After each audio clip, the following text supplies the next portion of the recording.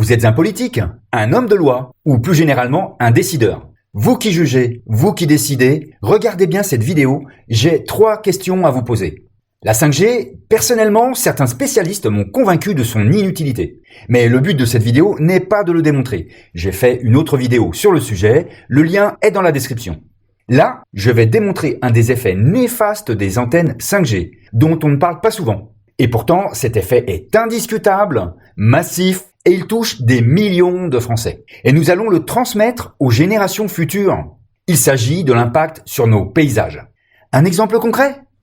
Alors je vais vous parler de Guaran. C'est un petit village situé dans les coteaux toulousains, dans lequel je vis depuis 25 ans. Il est réputé pour la beauté de ses paysages. On y vient pour randonner, pour pratiquer l'équitation ou le VTT. En 2023, voici ce que veut nous imposer Free. Une antenne 5G de 42 mètres de hauteur, située sur une zone naturelle, en vue directe depuis plusieurs centaines d'habitations. Et cette simulation n'est pas exagérée. Elle est peut-être même un peu sous-estimée. En réalité, c'est le meilleur emplacement que choisirait un démon qui aurait pour projet de détruire un des plus beaux panoramas de la région toulousaine. C'est exactement à cet endroit. Techniquement, c'est aussi la pire des solutions. L'antenne sera placée dans un vallon encaissé, ce qui va obliger Free à surdimensionner l'antenne. 42 mètres, c'est monstrueux. Question numéro 1. Vous qui jugez, vous qui décidez, pensez-vous que ce projet est bénéfique pour l'environnement ? Ce projet est en totale contradiction avec notre PLU. PLU qui a été spécialement conçu pour la protection de nos grands paysages. Et pourtant, la politique nationale sur le déploiement de la 5G permet à Free de passer outre notre PLU. C'est incroyable, mais c'est la réalité. Et vous voyez, je n'en veux même pas à Free. Car c'est l'État qui oblige les opérateurs sous astreinte financière.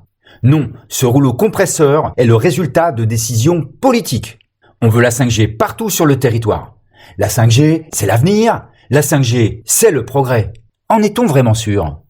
Encore une fois, je vous renvoie sur mon autre vidéo qui démontre l'inutilité de la 5G et la catastrophe environnementale qu'elle représente.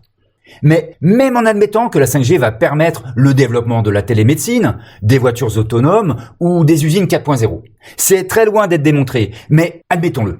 Cela vaut-il la peine de sacrifier nos paysages ? Et pourtant, nos politiques ne pourront pas dire qu'ils ne savaient pas. Ils en sont même très conscients puisque l'État a réalisé en 2022 un guide pratique pour l'intégration paysagère et la biodiversité. Ce document, très bien fait, est bourré de règles de bon sens. C'est ça qu'il faudrait appliquer. Et pourtant, ce document n'a aucune valeur légale.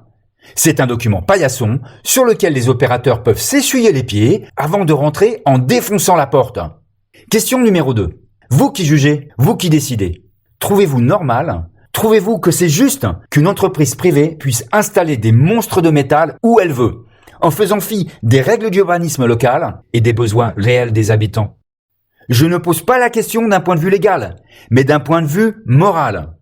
On parle de plus en plus de déni de démocratie. Guaran est un exemple de plus. Les Gilets jaunes, Sivins, Sainte-Soline, Notre-Dame-des-Landes et plus récemment l'autoroute A69. Je suis un simple citoyen, j'ai 58 ans, je suis chef d'entreprise. Je suis bien rangé. Quand je vois des attaques contre l'État, contre des fonctionnaires, contre les biens publics, je trouve cela insupportable. La violence est de plus en plus présente. Je ne l'excuse pas, mais aujourd'hui, je la comprends. Vous qui jugez, vous qui décidez, vous ne trouvez pas qu'il y a quelque chose qui cloche ? En tant que citoyen, je ne demande qu'une chose, que le gouvernement applique les règles qu'il a lui-même définies. C'est-à-dire qu'il contraigne les opérateurs mobiles à respecter son guide pratique pour l'intégration paysagère.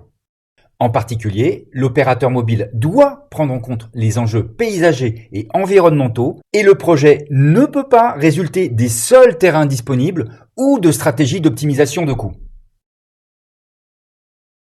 L'opérateur mobile doit avoir obligation de prendre en compte les outils et documents exprimant des valeurs paysagères.